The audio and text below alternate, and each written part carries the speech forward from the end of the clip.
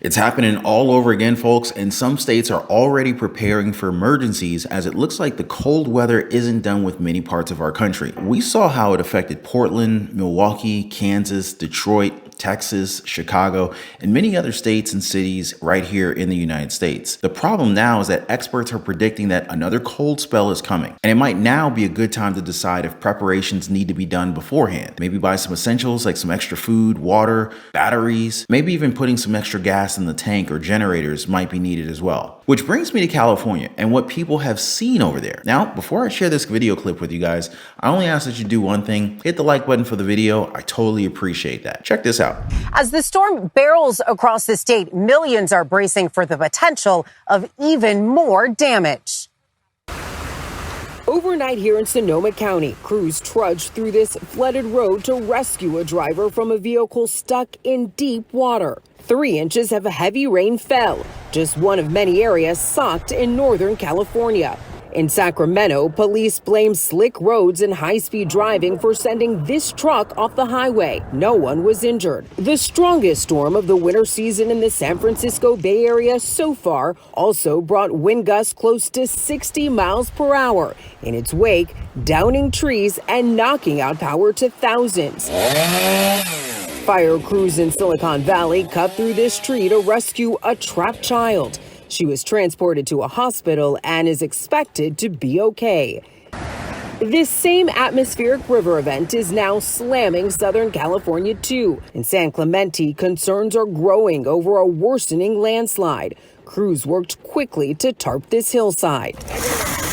In San Diego, residents hope these sandbags protect their homes and businesses as the storm grows stronger. This is impacting a lot of people right now, and to be honest, it's really difficult to prepare for floods other than having flood insurance and just evacuating the area to avoid it altogether. The situation there actually got to a point where more than 100,000 homes were left without power as outages hit them very hard. Oh yeah, the entire grid went down. Now, since polar vortex experts are saying that we're bound to see cooler temperatures once again, it brings with the danger that power outages could ultimately happen in multiple different areas of the country yet again. I thought we were dealing with global warming. Where's all this cold spell coming from? So anyway, they insist that it could be coming in a few days, giving many Americans not that much time to prepare at all. So the outlook is that we're going to have a lot of cold very soon, and that we should expect spring to be delayed for 2024. Back in the 90s, the models that we used to try to anticipate climate change showed a decrease in snowfall. And, there was a very famous, even New York Times article, the end of snow, how places like New York City won't snow anymore. And in much of the world, that's exactly what happened. Snowpack in the West has been declining for decades. Nearly every glacier on Earth is receding. But then, in the winter of 2011, a very confusing trend began to take shape. The new year started out with a historic storm, and in the northeastern U.S., the blizzards kept coming year after year. The most severe snowstorms are given a rating category from 1 through 5. And looking at the frequency of these storms can give us an idea of climate trends. If you look at by decade since 1958, there were 8 or less per decade. Over the most recent decade, there have been 27 of these disruptive snowstorms, so more than a tripling of any other previous decade. It will become the snowiest decade for the region. And within that decade, 2015 exceeded all predictions. It was Stephanie Pollack's first year as Secretary of the Massachusetts Department of Transportation. We had 110 inches in a single season, which was the most we've ever had in Massachusetts. And it was also cold, and it didn't warm up in between. And so it didn't melt, and the piles just got higher and higher.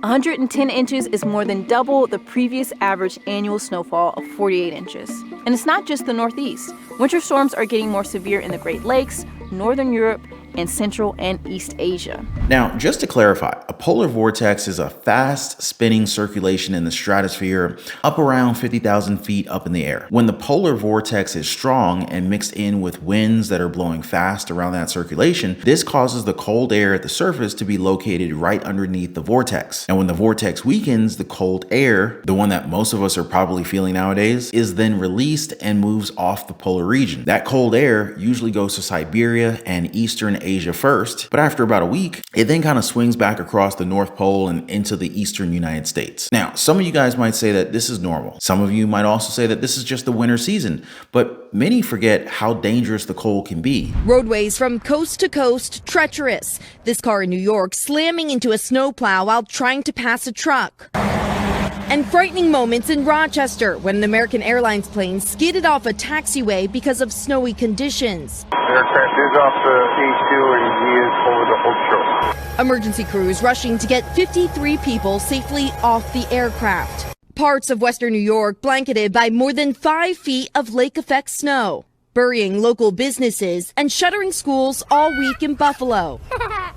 There's so much snow here, you can't even tell that's a car behind you. No, you can't really tell that's a car. Nearly 50 people have died over the last week as a result of the perilous weather, including 3 family members after a power line fell onto their car in icy Portland, Oregon. The only survivor, a 9-month-old baby. A witness rescuing the child. I just grabbed the baby, I pulled him up, and I walked him up the hill. 16 people have died in Tennessee alone, which is now under a state of emergency, as sub-zero wind chills and more snow sets in across the country. The forecast for the weather is lining up with what others are putting out. This one coming from Arcfield Weather, where they're saying that we should bundle up as we're probably going to be going through another vicious round of winter. Now, what's worse is that they're saying that this one's going to have some people staying without power, which means that some areas, especially both the central and the east half of the nation, will have colder temperatures for longer. Some are also saying that if you were affected by the last polar vortex, then there's an even bigger chance that you're going to be affected by the next one as well. So I found this map which shows which areas had potential record low temperatures for the last cold surge, and as you guys could see, we have Portland, Billings, Casper, Denver, Oklahoma, Wichita, Dallas, Houston, Memphis, St. Louis, and of course Chicago in the mix here. The next polar vortex is also expected to split, meaning that there could be states and cities that will be unaffected, but it's still best to be safe than sorry, right? Which now brings me to what you guys might need, and believe me when I say that things can run out pretty fast, much faster than any of us might expect. Emergency preparedness guidelines call for having enough water and non-perishable food for at least 3 days. After weathering a few ice storms, Keith has his go-tos. I think dry goods and canned goods are good in emergency situations. Not that I'm foreseeing emergencies, just trying to be cautious. Canned meats, fruits, and vegetables are top picks because they can be eaten in the can without warming if you lose power. Just make sure you have a manual can opener. Experts also recommend high-protein foods like energy and fruit bars, dry cereal, granola, and peanut butter. It's easy meals. Richard Delavan is a plumber who likes to be prepared. He recommends not waiting until Saturday to fill your cart and to keep your meal plans simple. Stuff that you don't have to have electricity to fix, sandwiches, stuff like that that's less maintenance. Extra batteries, a flashlight, and over-the-counter medications are also must-haves with the possibility of rain and temperatures falling. Now, I'm not going to tell you guys what to buy or not buy, okay? That's totally up to you. As far as I know, I'm going to be here every day of the week to keep you guys informed on what's happening next, especially events like these that can definitely impact our lives. But anyway, before I go, I just want to thank you all for hanging out. Thanks for hitting the like button, and I'll see you on the next video.